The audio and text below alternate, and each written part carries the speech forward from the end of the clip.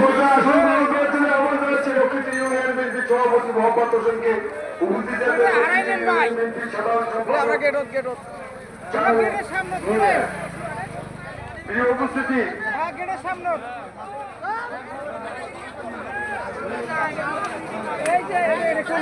থানা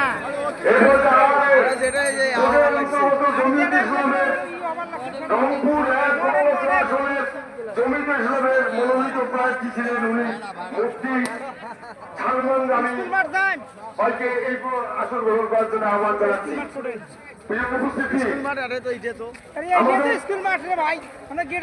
আমাদের যে অঙ্গদল আছে যারা আমাদের অহংকার অঙ্গদলের এই মঞ্চে হয়তো আমরা 2-3 জনকে যদি দেখে নেই তাহলে আমাদের এই মঞ্চে হয়তো জায়গা সংকীর্ণ হবে। আমাদের মাঝে